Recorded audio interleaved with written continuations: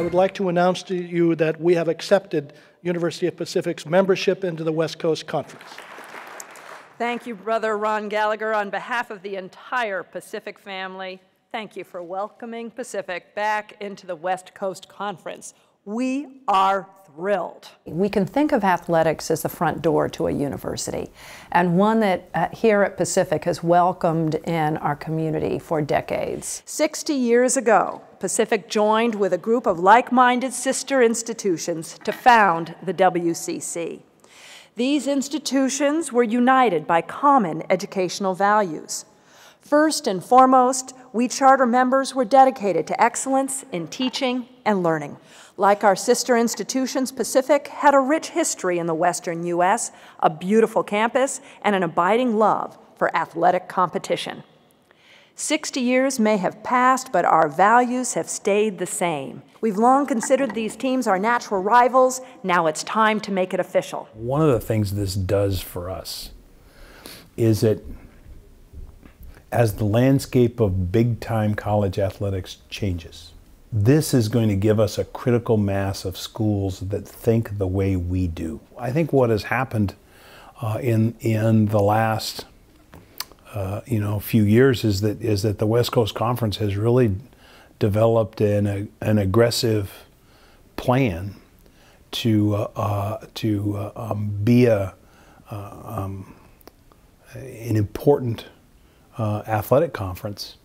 I mean, their desire is to be the best men's basketball conference in the Western United States, and that made them more interested in expansion, and that of course started with BYU and now is finishing with us. I think this is about UOP being the right institution at the right time for the West Coast Conference, because we're not the same conference we were 4 years ago, 10 years ago, 20 years ago. It's a very dynamic environment, and you have to look at membership situations related to what you need at the time and what your vision for the league is. We think we have an opportunity with what's going on in the landscape to position ourselves as, sort of with the Pac-12 as the best basketball conference in the West. And that's because of what the schools are doing. I think the other thing they'll expect is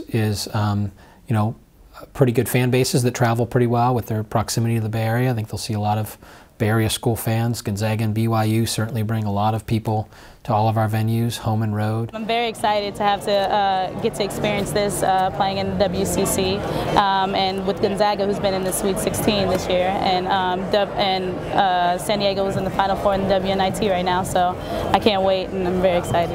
With the WCC coming from the Big West, I'd say the girls are a lot bigger and stronger, so it is more challenging coming from the Big West, but it should be not saying that we can't be able to compete, so it's good level competition and things. We find ourselves recruiting against West Coast Conference schools more often than Big West schools, just because of the type of kid that fits our institution academically and just the type of kid. So we already recruit against St. Mary, Santa Clara, LMU, all those guys all the time. So now it's just interesting. We're going to be in the same conference as them. So I think, if anything, I don't think it's going to change the type of kid we get, but I do think it'll help us in recruiting because those type of kids want to play in the West Coast Conference. So, in that way, we're going to have to get really competitive in recruiting and work our tails off, because this is going to be a challenge, but it's exciting. We have to establish a bigger footprint in this community. We have to be an important part of the social consciousness, of the entertainment options of this town. The way I would say it to you is, we need to fill Spanos Arena. If we don't fill it, some of the people coming to town will.